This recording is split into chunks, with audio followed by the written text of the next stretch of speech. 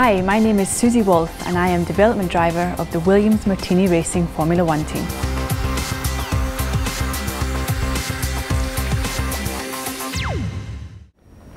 How did I first get involved in motorsport? It started at a very young age. I think I had a good start in life because my mum met my dad when she went to buy her first motorbike from his shop. So from the age of 2, I had a little motorbike. I always loved the speed, the competition and the adrenaline. And when I was 8, I started karting. And what started off as a hobby very quickly turned into a passion. And I moved through the various ranks and championships and ended up 15th in the World Championships at the age of 18. This then gave me the springboard to move into single-seater racing. I did some Formula Renault, was twice nominated for British Young Driver of the Year award. I then attempted to do a little bit of Formula 3, ran out of money, broke my ankle, but then was picked up by Mercedes-Benz to race for them in the German Touring Car Championship. I raced 7 long years there, 7 great years, and this led me to getting a one-off test with Williams Formula One, which went well and led to more. Now I have the role of development driver within the team, something I'm very proud of. There are a couple of very proud moments in my career and a couple of moments which were very defining in my career.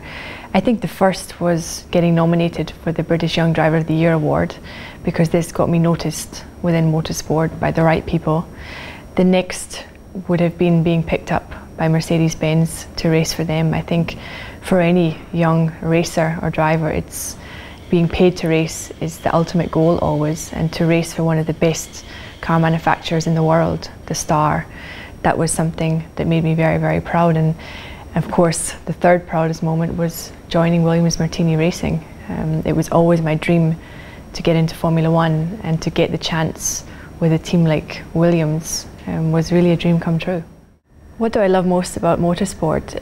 It was a passion for me. I'm a great believer that you have to find your passion in life, and when you find something you really love doing, the success comes that bit easier and the tough days are that little bit easier to cope with because you're doing something you love. I'm a very competitive person, so I love to be successful at whatever I'm doing, and I put a lot of effort in to trying to be successful. And I love when I'm out on track, just me in the car, pushing myself to the absolute limit, looking for every hundredth of a second, and really feeling like you're pushing the boundaries. And behind the scenes, at Williams we have over 500 people who are responsible for designing and building 2 race cars, so it's very much a team sport. But when you're out on track, it's up to you to deliver, and much is made of gender because there aren't many females in racing, but I always say gender is irrelevant. The most important is performance. It's the time you show on the stopwatch. I think the biggest piece of advice is never give up. People shouldn't assume that I was on a glided path to Formula One.